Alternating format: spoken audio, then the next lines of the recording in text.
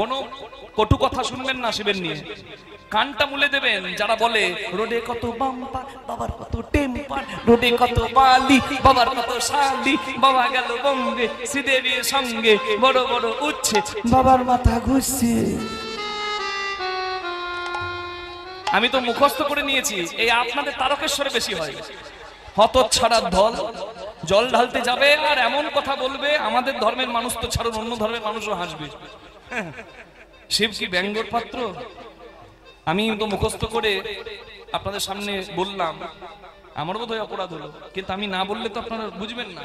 এই কথাগুলো যারা বলে তাদেরকে কান মুলে দেবেন। পাড়ার লোক মুলতে গেলে এখন বিপদ, তাই নিজের বাড়ির লোক শিক্ষা দেবেন যে নিজেদের আরাধ্য দেবদেবী নিয়ে যেন কোনো বিদ্রুপ না হয়। একটা সোজা কথা, পরিষ্কার কথা, আমরা আমাদের ধর্মের দেবদেবী নিয়ে ব্রহ্মা বিষ্ণু মহেশ্বর বলুন বা আমাদের আপনার যার নাম করলে ভক্তি আসে সেই দেবদেবী নিয়ে কোন রকম কোনো ব্যঙ্গ শুনবেন না। না নিজের ধর্মের ছেলের মুখে না অন্য ধর্মের ছেলের মুখে, প্রতিবাদ করবেন। অন্য ধর্মের মানুষ জেগে উঠেছে, সনাতনীর এখন ঘুমাচ্ছে, হিন্দু ধর্মের মানুষ এখন ঘুমাচ্ছে। না জাগলে বিপদ রাখার জায়গা থাকবে না। ধর্মপ্রাণ হন, ধর্মের নিয়ে কোনো কিছু মেনে নেবেন না। শুনছেন না অন্য ধর্মের মানুষ কি বলছে? বলছে আমার সবকিছু পরে, ধর্ম আগে। আপনারা ঘুমাচ্ছেন নাকি? জাগুন, ধর্মপ্রাণ হন। অন্য ধর্মের মানুষ একজন যা করে গোটা সমাজ তাই করে, আমাদের একতা নাই। সনাতনী হিন্দুরা এখন, আমি রাজনীতির কথা বলবো না, আমার দরকারও নাই, রাজনীতিতে আমার কোনো লাভ নাই, কোনো স্বার্থও নাই। আমি শুধু এইটুকুর কথা বলবো, আমার সনাতনী ভাই বন্ধুরা, সনাতনী মানুষ যেন ভালো থাকে, মানুষ যেন ধর্মপ্রাণ থাকে। তাই আপনারা সকলে একত্রিত হবেন, এটুকুই প্রার্থনা সবার কাছে জানান। ধর্ম নিয়ে কোন রকম বিদ্রুপ শুনবেন না। নিতাই গৌর প্রেমানন্দে, হরি বল হরি বল হরি বল। এই ঠিক বলেছেন। এই যারা বললেন ওই যে শিবলিঙ্গের যেদিন জন্ম হলো সেই দিনটা হচ্ছে শিবরাত্রির দিন, শিব পুরাণে বলা হচ্ছে। আর তাহলে শিবের বিয়ের দিন কোনটা? এই লিঙ্গ পুরাণ, কালিকা পুরাণে পরিষ্কার করে বলা হচ্ছে। ওই যে এই যে শুনছেন, ঠিক হ্যাঁ বলুন, কি বললেন? নীলাবতীর বিয়ে এই চৈত্র মাসের সংক্রান্তির দিনের আগের দিন। বুঝতে পেরেছেন? করেন না আপনার নীল ষষ্ঠী পুজো করেন, সন্তানের জন্য সারাদিন উপবাসী থেকে নির্জলা থেকে শিবের মন্দিরে বাতি জ্বালিয়ে প্রদীপ জ্বালিয়ে তারপর জলগ্রহণ করেন, যাতে ওই মা ষষ্ঠীর কৃপায় সন্তানের মঙ্গল হয়। হ্যাঁ, ওই দিনটার মাহাত্ম্য আছে। আর ওই সময়ই হয়েছিল নীলাবতীর বিয়ে। এই নীলাবতী আর অন্য কেউ নয়, পার্বতীর একটা রূপ। নীলধ্বজ রাজা কন্যা নীলাবতী, যার সঙ্গে বুড়ো শিবের বিয়ে হয়েছিল। যতবার সত্যি জন্ম নিয়েছে শিব, ততবার মা সতীকেই চেয়েছে, যত রূপে এসেছে। হরি বল। তাহলে পার্বতীর একটা রূপ, তাই বলা হয় ওই বিয়ের দিন হচ্ছে, হ্যাঁ ঠিক বলেছেন, হ্যাঁ ওই সংক্রান্তির আগের দিন। নিতাই গৌর প্রেমানন্দে, হরি হরি হরি বল। আসলে দক্ষরাজের 60টি মেয়ের মধ্যে সর্বকনিষ্ঠা সতীর পতি হচ্ছে আমার মহাদেব। একটু বাড়িয়ে দেবেন দাদা। সতীর পতি হচ্ছে মহাদেব, বুঝতে পারছেন? তাহলে শিবকে, আচ্ছা শিব ব্রহ্মা বিষ্ণু মহেশ্বরের মধ্যে ত্রিদেবের আসনে আছে, বুঝতে পারছেন তো?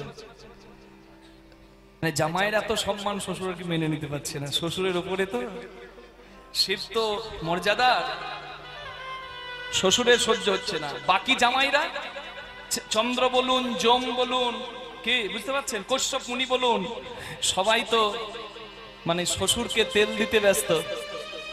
আচ্ছা শ্বশুরের যদি গান্ধী মার্কা একটু বেশি থাকে, জামাইয়ের ভাব দেখেছেন? হ্যাঁ, ও বাবার থেকে বেশি সম্মান করবে শ্বশুরকে। বাবা এলেন, এ শ্বশুর কিন্তু খুব মানে পাওয়ারফুল, তো পদাধিকারী, দক্ষ রাজা, প্রজাপতি দক্ষ বলে কথা। তাই অন্যান্য জামাই শ্বশুরের নাম করতে ব্যস্ত, শ্বশুরের কাছে হাত জোর করে দাঁড়াতে ব্যস্ত, কিন্তু শিব তো তেল দেয় না বাবা কাউকে। হ্যাঁ, তার কি কোনো কিছু চাওয়া পাওয়া আছে? সে তো চাওয়া পাওয়ার ঊর্ধ্বে, সে তো ত্যাগী, তার কিছু যায় আসে না। কিন্তু শিব কিন্তু উঠে দাঁড়ায়নি তো কি হয়েছে, অন্তর থেকে কিন্তু শ্বশুরকে শ্রদ্ধা করেছে। কিন্তু ওই লোক দেখানো দাঁড়ানো হলো না, তাই দক্ষ রাজা রাগ হয়ে গেল যে সব জামাই দাঁড়াচ্ছে আর ওই ছোট জামাই শিব আমাকে দেখে দাঁড়ালো না, আমার মান সম্মান নষ্ট করে দিল। হ্যাঁ, শিবকে যখন কটু ভাষা বলতে শুরু করেছে, শিব গণনা চিৎকার করে উঠেছে, এই আপনি মুখ সামনে কথা বলুন, আপনি কান নিয়ে এত বড় কথা বলছেন, আপনি জানেন শিব তত্ত্ব? তা দেখে ভৃগুমুনি এসে গেছে, মানে যার যোগ্য, যে ভগবানের বুকে পদাঘাত করে পাপ ধোয়াবার জন্য যজ্ঞ করছে, সে এসে গেছে। বলছে, হাই রে, আমার এই পবিত্র যজ্ঞটাকে চিৎকার করে গন্ডগোল করে কে নষ্ট করতে এসেছে দেখি তো। দেখছে শিবের ভক্তরা।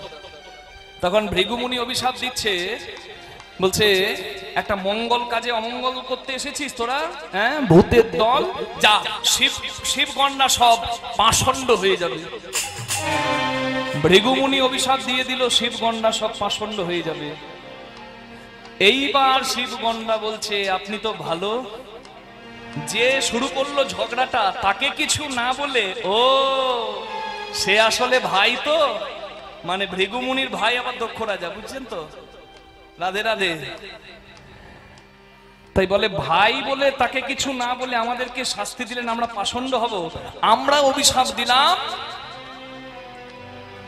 আপনার এই মঙ্গলের যজ্ঞ যেখানে পাপ খণ্ডন হচ্ছে, কি পাপ না, আপনি ভগবানের বুকে পদাঘাত করে এসে পাপ ধোয়াবার জন্য যজ্ঞ করছেন, আপনার যজ্ঞ না ছাই হবে, আপনার মোটেও অহংকার যায়নি। ব্রাহ্মণ হবার, মুনি হবার বড় অহংকার। অভিশাপ দিলাম, ব্রাহ্মণ হলেও বা কোটি টাকার, হলেও বা লক্ষ টাকার, হবে সেই কোটি টাকার ভিখারি। ওই জন্য যারা ব্রাহ্মণ আছেন কথাটা গায়ে মাখবেন না, আমি নিজেও ব্রাহ্মণ সন্তান।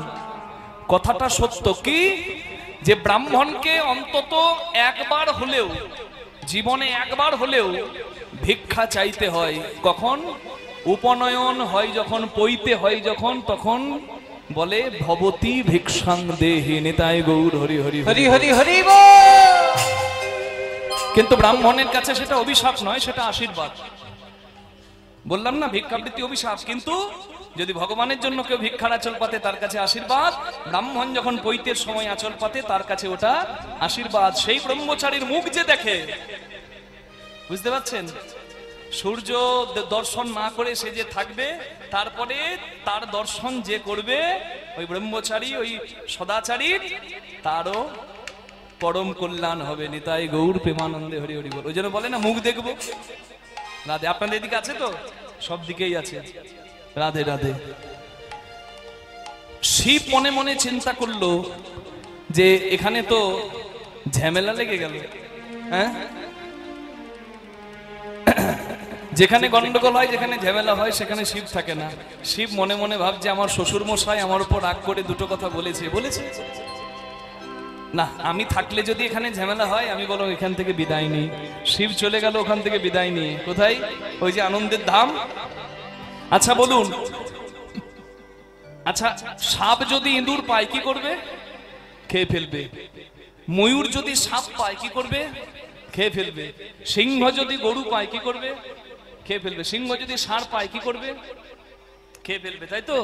একবার কৈলাসে তাকিয়ে দেখুন, গণেশের ইঁদুর, কার্তিকের ময়ূর, বাবার সাপ, বাবার বৃষ ষাঁড়, মায়ের সিংহ, একে অপরের শত্রু, তথাপি এক জায়গায় প্রেম সে আছে। সব বিপরীত পরিস্থিতিতেও প্রেম এনে দিতে পারে যে, সেই তো মহাদেব। নিতাই গৌর প্রেমানন্দে হরি হরি বল। কৈলাস শিখরে অতি মনোহরে, কৈলাস শিখরে অতি মনোহরে, কৈলাস শিখরে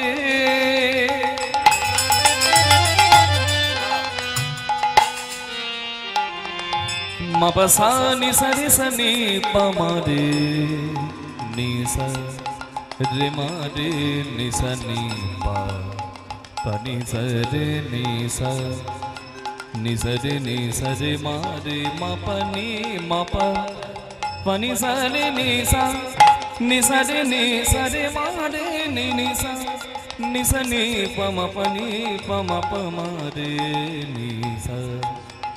রেমা পানি নিসা রেমা পানি নিসা রেমা পানি নিসা কৈলাস শিখরে অতি মনোহরে ভব বসে আছেন ভব ভোলা কি বা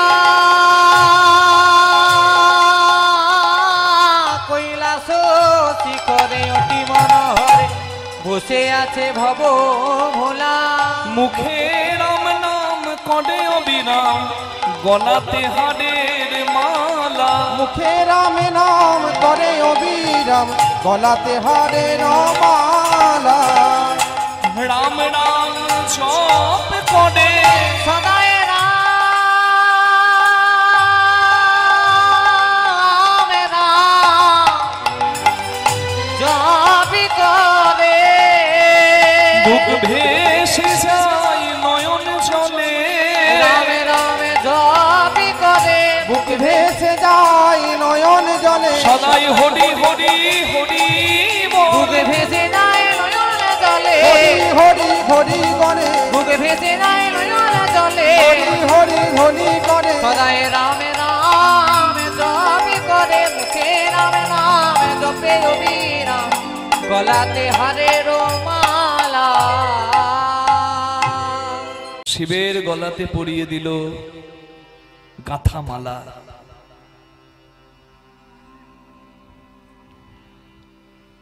মহাদেবকে জিজ্ঞাসা করছে মা, আচ্ছা স্বামী, আপনি জানেন না যে আমার বাবা যজ্ঞ করছে? কারণ মা সতী বুঝতে পেরেছে যে তার বাবা যজ্ঞ করছে, তাই তার বাবার ধামে হরিদ্বার কঙ্খলে সবাই যাচ্ছে।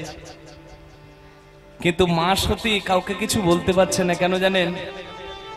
মা সতী তো খবরটা স্বামীর কাছ থেকে পায়নি, তাই স্বামীকে এসে জিজ্ঞাসা করছে, আচ্ছা স্বামী, আপনি জানেন না যে আমার বাবা যজ্ঞ করছে? শিব তো মিথ্যা কথা বলবে না। শিব বলে, সতী আমি জানি। হ্যাঁ, আপনি জানেন? আপনি জানেন আর আমাকে বলেননি? আমি সাজবো কখন, আমি গয়না পরবো কখন, আমি ব্যাগ গোছাবো কখন, আমি বাবার বাড়ি যাব কখন? আমার দেরি হয়ে গেল না? সতী তুমি শান্ত হও। তোমার বাবা যজ্ঞ করেছে এটা আমি জানি, তোমার বাবা যজ্ঞ করছে এটা আমি জানি, কিন্তু তোমার বাবা তোমাকে আমাকে নিমন্ত্রণ করেনি।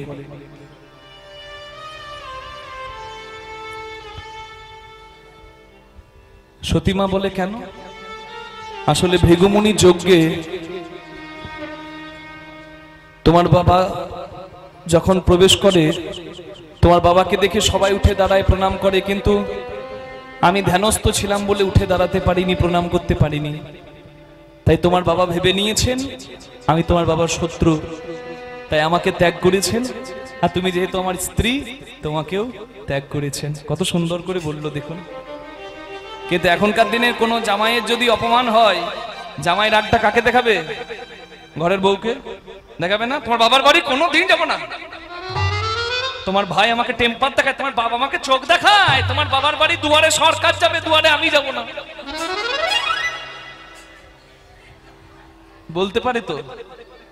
কিন্তু শিব কত সুন্দর বললো দেখুন। বলে, আমি তোমাকে যেটা বলছি শোনো। তোমার বাবা ভেবেছে আমি তোমার বাবার শত্রু, তাই আমাকে অপমান করার জন্যই, আমাকে বাদ দেবার জন্যই তো এই যজ্ঞ। সতী বলে, হতেই পারে না। সাউন্ড গুলো একটু বাড়িয়ে দেবেন দাদা। সতী মা বলে, হতেই পারে না, আমার বাবা এটা করতেই পারে না।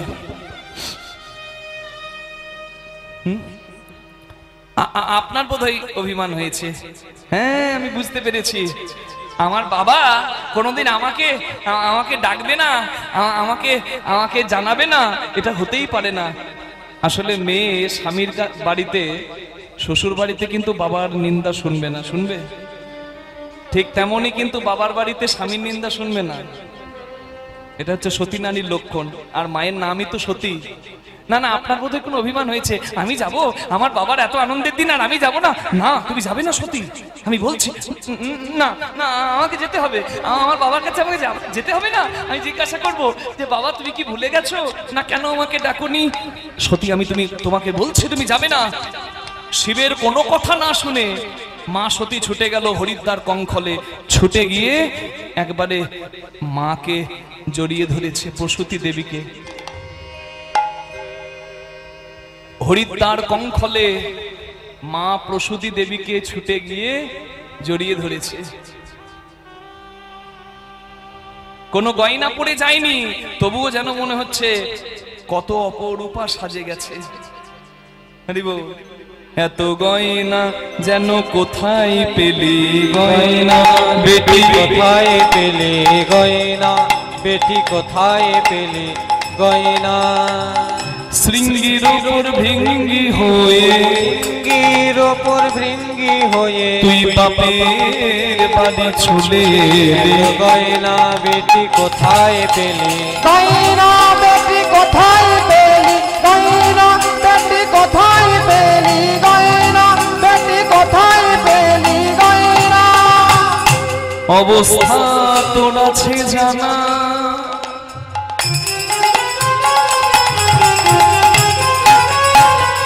ভাতের ওপর নুন জোটে না। অবস্থা তোর আছে জানা, ভাতের ওপর নুন জোটে না। তবে কেন নবাবিয়ানা, তবে কেন নবাবিয়ানা, পড়ে বেনারসি ছেড়ে। গয়না বেটি কোথায় পেলি গয়না, বেটি কোথায় পেলি গয়না। মা প্রসূতি দেবীকে বলছে, মা সতী, মা গো, বাবা কোথায়? আস্তে, খুব খুব মূল্যবান জায়গা মা, খুব মন দিয়ে শুনে নিন। এটা আপনারা অনেক অপেক্ষা করেছেন, আর আপনাদের ধৈর্যের পরীক্ষা নেব না। আসল জায়গাটা একটু কৃপা করে একদম প্রাণে গেঁথে নিন। আজকে বলেছিলাম এই জায়গাতে সব উত্তর পাওয়া যাবে। মা সতী স্বামীর নিষেধ না শুনেও ছুটে গেল বাবার বাড়িতে। ভাবলো বাবা আমাকে দেখে অভিমান ভুলে জড়িয়ে ধরবে।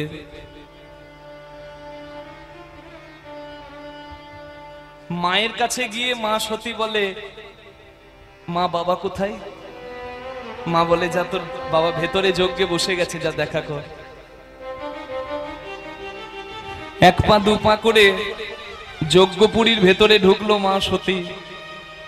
চৌকাঠের ভেতরে একটা পা দিয়েছে, আর একটা পা চৌকাঠের বাইরে, মানে একটা চরণ ভেতরে, মায়ের একটা চরণ বাইরে। বাবাকে দেখতে পেয়ে মা সতী বলে উঠল, বাবা আমি এসেছি বাবা। আর তার উত্তরে দক্ষ রাজা কি বলল জানেন?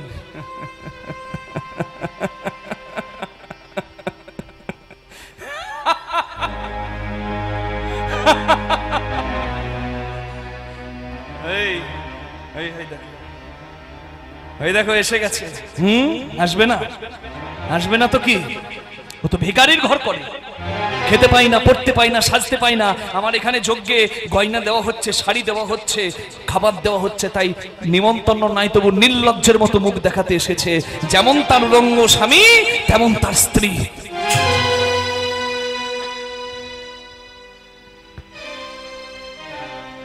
অনেক মা এই কথাটা শুনে জড়সড় হয়ে বসলেন। আপনাদের এই কথাটা শুনেই বুকটা কেঁপে যাচ্ছে না? আচ্ছা বলুন তো, নিজের বাবার কাছ থেকে যদি এই কথাগুলো কোনো মেয়ে শোনে, তার অবস্থাটা কেমন হবে? কি গো মা, কেমন হবে গো তার অবস্থা? হরি বল। একটা মেয়ে অনেক প্রসব যন্ত্রণা সহ্য করে সন্তানের মা হয়, কিন্তু সন্তান যখন মা বলে ডাকে, দেখবেন মেয়ের সব কষ্ট যেন কোন দিকে চলে যায়। কিন্তু বাবার বাড়ি ছেড়ে মেয়ে যে শ্বশুর বাড়ি যায়, ওই কষ্টটা ভুলিয়ে দেবার ওষুধ আমার মনে হয় কোনো কোম্পানি বানায় নাই। ওই কষ্টটা ভোলার কোনো ওষুধ আছে? এই গ্রামের মেয়ে অন্য গ্রামের বউ, আর এই গ্রামের বউ অন্য গ্রামের মেয়ে। তাই এখানে যত আমার মায়েরা আছেন, আমি সবাইকে বলবো, মা আস্তে, ব্যঙ্গ নয়, বিদ্রুপ নয়, খুব মন দিয়ে শুনবেন। আমি মেয়েদের জন্যই কথাটা বেশি করে বলছি, আপনারা বেশি বুঝতে পারবেন এই দুঃখটা। একটা মেয়েকে দেখেছেন বিয়ে হতে দেখে একটা পাড়ার মেয়েও কাঁদে? কেন জানেন? পাড়ার মেয়েটাও জানে আজকে ওই মেয়েটার কি যন্ত্রণার দিন। আমি আপনাদের দুঃখ দিতে চাই না, কষ্ট দিতে চাই না, কিন্তু তবুও আপনাদেরকে দুটো কথা বলছি যাতে আপনারা অনুভব করতে পারেন মা সতীর দুঃখটা। আচ্ছা, যাদের বিয়ে হয়েছে তারা ওই বিয়ের দিনটার বিদায় বেলাটার কথা একবার ভাবুন, মনে করে দেখুন তো আমি ভুল বলছি কিনা। দেখবেন মেয়েটাকে সিঁদুর দানের পর আশীর্বাদ করতে আসছে, যে আশীর্বাদ করতে আসছে সে কাঁদছে, মাসি পিসি। মেয়ের মা যখন আশীর্বাদ করতে আসে, মা আর মেয়ে এমন ভাবে কাঁদতে কাঁদতে গড়াগড়ি দেয়, অনেকে মায়ের হাতটা ধরে বলে তুমি এমন করে কাঁদলে মেয়েটাকে কে দেখবে গো, তুমি এমন করে কেঁদো না। কিন্তু মা সেদিন নিজেকে আটকে রাখতে পারে না, কারণ মাও জানে আজকে তার খুকি এত বড় হয়ে গেছে যে সবকিছু ছেড়ে দিয়ে চলে যাচ্ছে। সবাই যখন কাঁদতে ব্যস্ত, আস্তে, এই ছেলেটাকে একটু বসান তো, এই বাবা চুপ করে বসো। সবাই যখন কাঁদতে ব্যস্ত দেখেছেন, তখনও কিন্তু একজন কাজে ব্যস্ত। বারবার ফোন আসছে, হ্যালো, হ্যাঁ হ্যাঁ হ্যাঁ দাদা পাঠিয়ে দিন, এদিকে ঠিক আছে, কোনো অসুবিধা হবে না, আসুন আসুন। সবার সঙ্গে ফোনে কথা বলছে, আবার মাঝে পকেট থেকে ওই একটা কাগজের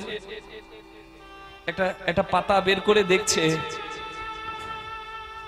যে ওই পাতাটাতে লেখা আছে মুদির দোকানে আর কত টাকা ধার বাকি, সবজির দোকানে সবজি আনা হয়েছে কত টাকা ধার বাকি, যারা খাবার পরিবেশন করেছে ক্যাটারিং তারা আর কত টাকা পাবে, যারা প্যান্ডেল দিয়েছে তারা কত টাকা পাবে, সব লিখে রেখেছে আর কি। তিলে তিলে জমানো টাকাগুলো ব্যাংকে ছিল, সেখান থেকে ছাড়িয়ে এনে আলমারিতে রেখেছে, আর সেখান থেকে যার যতটুকু প্রাপ্য তাকে দিয়ে দিচ্ছে। এই দেখুন আমার সঙ্গে হরিনাম করে পেছনে বসে হারমোনিয়াম বাজাচ্ছে। এই 1 মাস আগে তার মেয়ের বিয়ে হলো, আমাকে বলল কৃষ্ণদাস ভাই খুব কষ্টের আমার উপার্জন, তো 7 লক্ষ টাকা ব্যাংক থেকে ছাড়িয়ে আনলাম, কোন দিকে বিয়েতে কোন দিক থেকে কোন দিকে চলে গেল বুঝতে পারলাম না। একটা মেয়েকে যথাযোগ্য সম্মান দিয়ে পাত্রস্থ করতে একটা বাবার কিন্তু খুব কষ্ট হয় মা। তাই বলি যাদের সামর্থ্য আছে কখনো পণ নেবেন না, পণ নেওয়া তো নিষিদ্ধ, আপনি নেবেন না। কারণ একটা মেয়েকে মর্যাদা দিয়ে বিনা পণে যদি বাড়িতে আনেন না, আপনার সম্মান সব থেকে বেশি থাকবে। আচ্ছা, সবাই যখন কাঁদতে ব্যস্ত তখন ওই মানুষটা কিন্তু কাজে ব্যস্ত, কিন্তু দেখেছেন ওই মানুষটা মাঝে মাঝে আড়ালে গিয়ে চোখের জলটা মুছে চলে আসে, কারণ ওই মানুষটারও বুকটা ফেটে যাচ্ছে আজকে। ওই মানুষটাও কাঁদতে বাধ্য, কারণ তার আজকে রাজকন্যাটা এত বড় হয়ে গেছে, কুল ছেড়ে গোত্র ছেড়ে ঘর ছেড়ে বংশ ছেড়ে চলে যাচ্ছে। খুব যখন কষ্ট হয় রান্নাঘরে গিয়ে চোখের জলটা মুছে চলে আসে। তার নাম কি আপনারাও জানেন, কি নাম বলুন তো? বাবা, তাই না?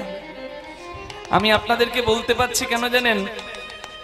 আমার দিদিকে যেদিন আমার বাবা বিদায় করে, আমার দিদিকে বিদায় করার পর আমার বাবাকে দেখেছিলাম একটা তক্তার ওই খুঁটিটা ধরে 3 ঘন্টা বসে বসে শুধু কেঁদেছিল।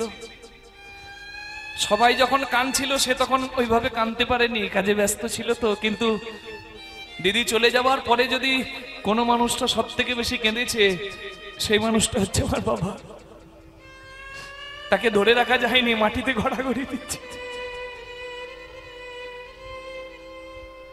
আচ্ছা একবার ভাবুন, দেখবেন মেয়ে যাবার সময় যদি একবার ডাকে না, বাবা বাবা তুমি কোথায়, এসো। আমার মনে হয় পৃথিবীতে কোনো পাথর হৃদয়ের বাবা নাই যার চোখে জল আসে না। মেয়েকে জড়িয়ে ধরে বলে, খুকি মা ভালো থাকিস। ওই কষ্টটা ভুলিয়ে দিতে পারে না পৃথিবীর কোনো ওষুধ। প্রত্যেকটা মেয়ের জীবনে ওই কষ্টটা এসেছে যারা বিবাহ করেছে। আচ্ছা, মেয়েটা যতই মন দিয়ে সংসার করুক, বাবার বাড়ি যাবার কথা শুনলে দেখবেন মেয়ের একটা আলাদা আনন্দ হয়, হয় না?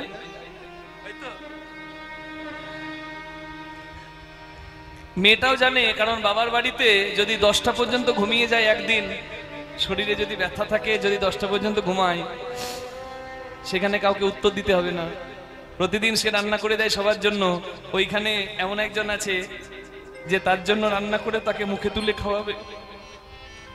তাই বাবার বাড়ি যদি, শ্বশুর বাড়ি যদি স্বর্গ হয়, বাবার বাড়িটাও দেবালয় থেকে কিছু কম নয়।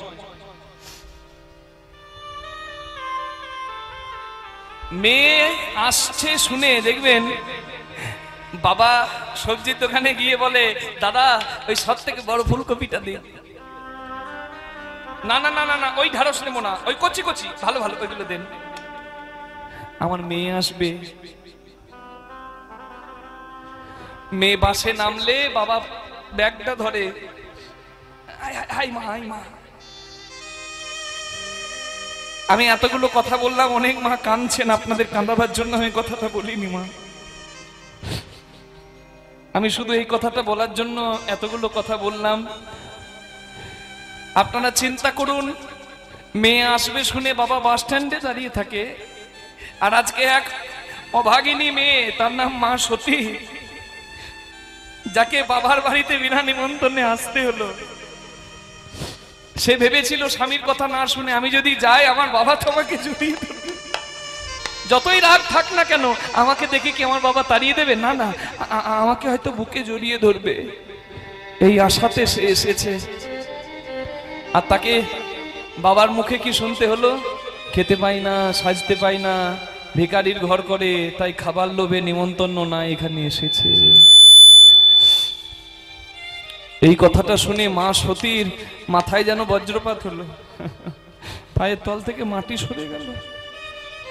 বাবাকে বলছে, বাবা তোমার এখানে খাবার জন্য আমি আসি নাই গো, আমি শুধু জিজ্ঞাসা করতে এসেছি, বাবা তুমি আমার স্বামীকে বাদ দিয়েছো কেন, কি দোষ তার? চপ, হ্যাঁ স্বামী দালালি করছিস? হ্যাঁ সবাই আমাকে দেখে প্রণাম করে, তোর স্বামী প্রণাম করে না উঠে দাঁড়িয়ে? আমার লজ্জায় মাথা কাটা গেছে। কি আছে রে ওই ভাঙর ভোলা শিবের? বাবা ছি বাবা, স্বামী নিন্দা শোনা অপরাধ।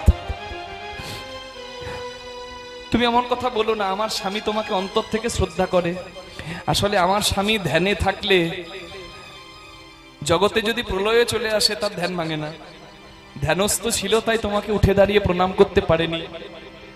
আর তুমি কি না ভুল বুঝে আমার স্বামীকে এতটা কষ্ট দিলে নিমন্ত্রণ না করে? বাবা যেখানে শিব থাকে না, শিব মানে মঙ্গল, যে যজ্ঞে মঙ্গল থাকে না সে যজ্ঞ করে কি লাভ? তোমার এটা যজ্ঞে মঙ্গল উদ্দেশ্য নয়, তোমার অহংকার, এটা তোমার যজ্ঞ নয় বাবা, এটা তোমার অহংকার। এই চুপ, বের হ। বাবা স্বামীর ঘর, বাবার ঘর, ছেলের ঘর, মামার ঘর, কোথায় তোমার ঘর নারী? কোথায় তোমার ঘর? আমার স্বামীর ঘরে যাবার আমার মুখ নাই, কারণ স্বামীর কথা না শুনে আমি এসেছি। আর তুমি স্বামী নিন্দা করছো, তোমার এখানে দাঁড়াবার আমার কোনো ইচ্ছা নাই। আমার যে যাবার আর কোনো জায়গা নাই বাবা, তুমি সব জায়গা দরজা আমার বন্ধ করে দিলে। তুমি আমার স্বামীকে অপমান করেছো। তোমার এই অহংকারের যোগ্য থাকবে না। আমার নিজের শরীরটাকে ঘৃণা লাগছে, তোমার মতো অহংকারী রক্ত আমার শিরায় শিরায় ধমনীতে ধমনীতে বইছে। আমি তোমার এই যজ্ঞ পণ্ড করব, আর আমি আমার এই শরীরটাকেও শেষ করব। জ্বলন্ত অগ্নিকুণ্ডে গিয়ে ঝাঁপ দিলেন মা সতী। শিব নিন্দা শুনে সতী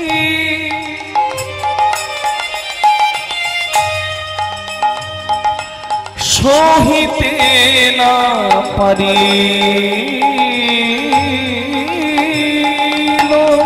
না না আর পারি না রে আমি,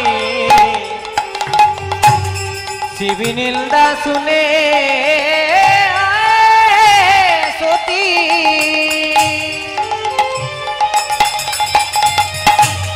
আর সহিতে না পারিল। ওই যজ্ঞ কুণ্ডে গিয়ে মাতা আগুনে ঝাঁপ দিল। যজ্ঞ কুণ্ডে গিয়ে মাতা আগুনে ঝাঁপ দিল। আমি পতি নিন্দা সইতে নারি, আমি পতি নিন্দা সইতে নারি, আমি ত্রিজগতে সবই পারি। পতি নিন্দা সইতে নারি, আমি ত্রিজগতে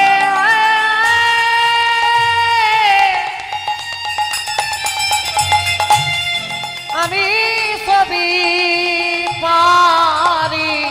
পতি নিন্দা সইতে নারি, ওই যজ্ঞ কুণ্ডে গিয়ে মাতা আগুনে ঝাঁপ দিল।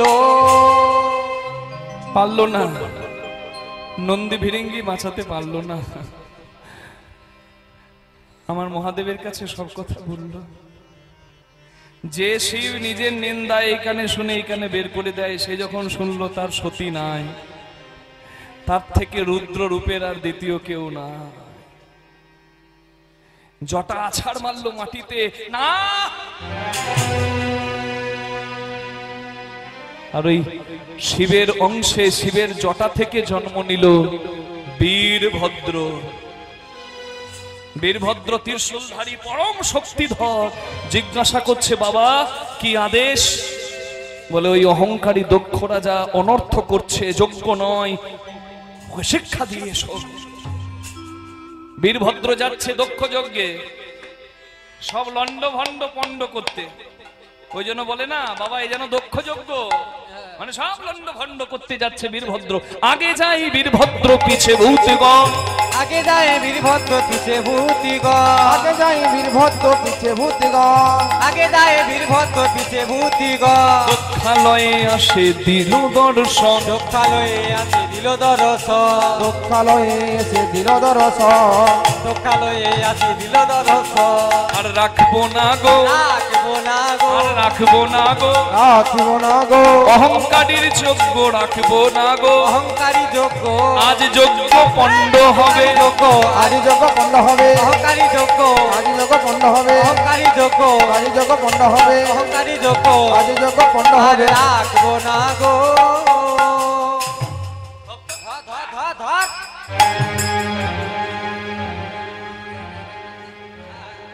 প্যান্ডেলের খুঁটিগুলোকে ধরেছে, আর এক টান, খুঁটিগুলো যখন টান দিয়েছে বাবা, প্যান্ডেল পড়ে গেছে। প্যান্ডেল পড়ে গেছে। যত পবিত্র স্থান ছিল, মানে যেভাবে অপবিত্র করা যায় সেভাবে করেছে। তা দেখে ভৃগুমুনি এসে গেছে।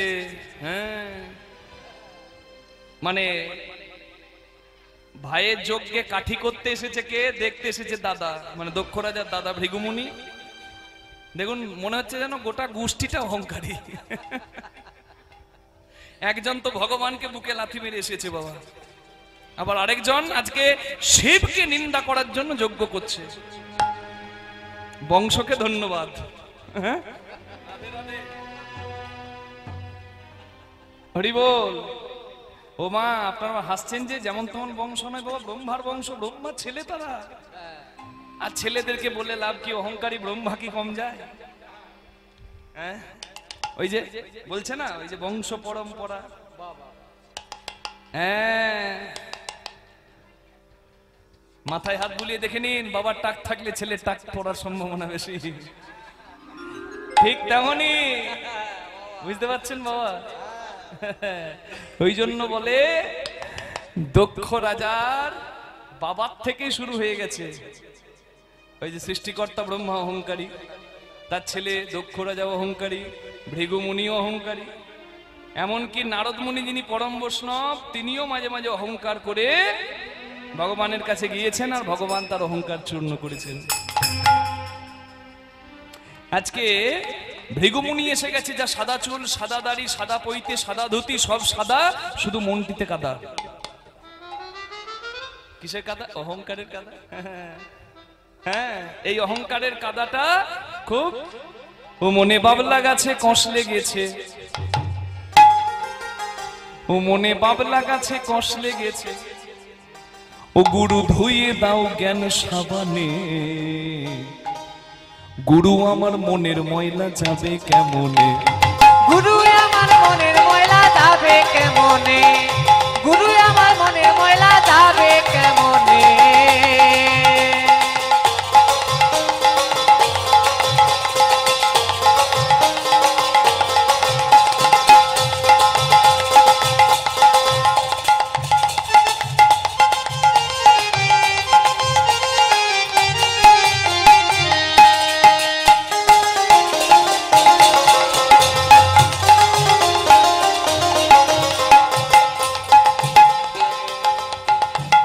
যদি অন্য ময়লা হয় তবে ধোয়া মোছা যায়, ও ভাই মনের ময়লা বড় ময়লা, ধোয়া নাহি যায়।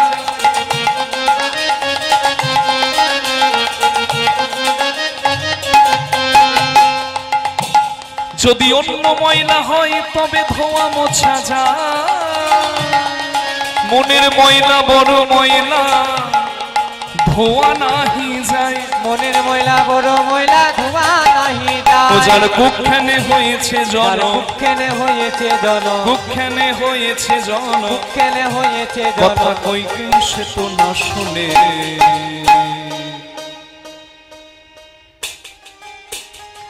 গুরু আমার মনের ময়লা যাবে কেমনে, গুরু আমার মনের ময়লা যাবে কেমনে, হরি হরি হরি বল, মনের ময়লা যাবে ও কেমনে। গুরু গো,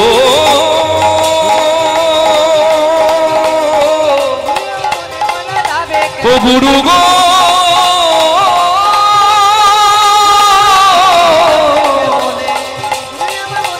ও গুরু গো।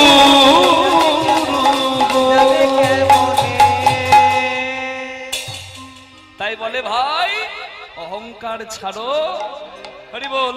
একবার আগে নাম পড়ে না, আগে নামে পড়ে না, করবি পড়ে হরি নাম, আগে নাম পড়ে না, করবি পরে হরি নামে, আগে নামে পড়ে না, করবি পদে হরি নামে আগে নামে পড়ে না, হরি নাম করবে পরে হরি নাম, আগে নাম। আপনারা বলবেন নেমেই তো বসে আছি, না এই নামা নয়, অহংকারের আসন থেকে আগে নাম পড়ে না, অহংকারের আসন থেকে আগে নামে পড়ে না, অহংকারের আসন থেকে আগে নামে পড়ে না, অহংকারের আসন থেকে আগে নামে পড়ে না। কোথায় নামতে হবে? এই জায়গায়। এ ধুলো মাথাতে লাগলে চৈতন্য হয় গো, কোনো চিন্তা নাই। হরি বল হরি বল হরি বল হরি বল। সাধু গুরুর চরণ তলে আগে নাম পড়ে না, সাধু গুরু চরণ তলে আগে নামে পড়ে না, তবে পাবি নিত্যানন্দ ধামে আগে নাম পড়ে না, পাবি নিত্যানন্দ ধামে আগে নামে পড়ে না। হ্যাঁ, কিন্তু ভৃগুমুনির দাদা, ভৃগুমুনি এসেছে দাদা, দক্ষ রাজার দাদা এসে বলছে, এই ভূতের দল, একটা ভালো কাজকে নষ্ট করতে এসেছে সব। আর বীরভদ্র বাবা ও কারোর কথা শোনে না, সোজা গিয়ে ভৃগুমুনির সাদা দাড়িগুলো ধরে টান দিয়েছে। আর ভৃগুমুনি ধুতি তুলে মারছে দৌড়। হ্যাঁ, হরি বল। রাধে রাধে। বেগুনি চলে গেছে, এবার দক্ষ রাজা এসেছে। যেমন মালিক তেমন চেলা। তোদের সঙ্গে কি কথা বলবো, তোদের বাপকে ডাক, অনেক হিসেব বাকি আছে।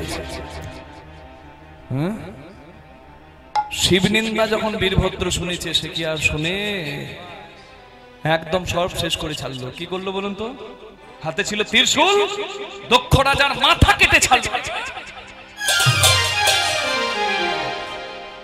কি হলো? অহংকারীর মাথাটা রাধে রাধে কাটা পড়ে গেল। আর এই কাটা মাথা পড়লো ওই সুমেরু পর্বতের। স্বামীর মৃত্যু হয়ে যাচ্ছে দেখে, স্বামীর মাথা কাটা গেছে দেখে মা প্রসূতি সেই পড়লো গিয়ে শিবের চরণে। হরি হরি হরি বল। আর শিবের তো অল্পতেই মন ভরে যায়। জটাটবি গলজ্জ্বল প্রবাহ পাবিতস্থলে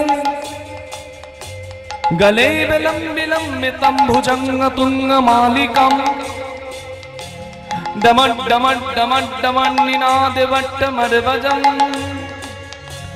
চকার চন্ড তাণ্ডবম তনোতুনু শিব শিবম জটা কটা সম্ভ্রমম ভ্রমন্নিলিম্ব নির্ঝরি বিলোল বীচ বল্লরি বিরাজমান মূর্ধনি ডগট ডগট ডগট জ্বলাললাড বট্ট পাবকে কিশোর চন্দ্রশেখরে রতিক প্রতীক্ষণং মম। ওম নমঃ শিবায়, ওম নমঃ শিবায়।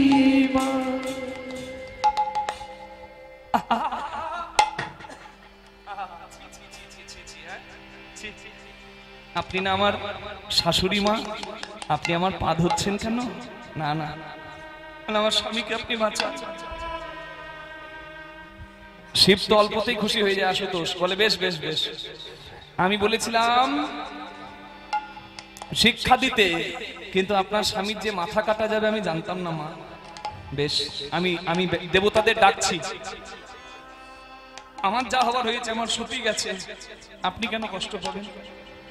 আমি ডাকছি। দেবতাদের ডাক দিলেন মহাদেব যে যাও ওই দক্ষ রাজার মাথাটা কোথায় পড়েছে নিয়ে এসো। কিন্তু দেবতারা বলছে যে মুখে শিব নিন্দা করেছে সেই শিব নিন্দুকের মুখ আমরা দেব না, দেব না, আমরা দেব না, দেব না, আমরা দেব না, দেব না, দেব না, দেব না।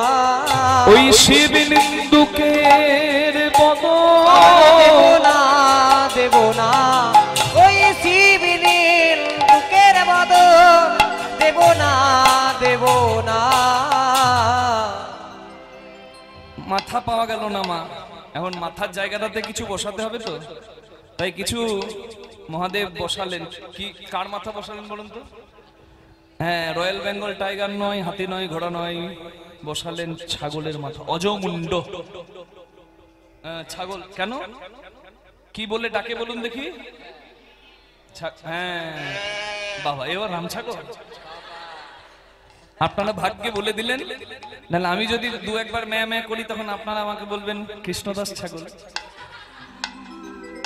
হরি বল। হ্যাঁ ঠিক বলেছেন।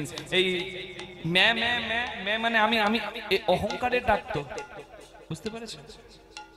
রাধে রাধে রাধে। ছাগলের মতো বুদ্ধি ছিল, ছাগলের মতো। হরি হরি বল। ছাগল, হ্যাঁ, শিবকে কেউ শত্রু করে?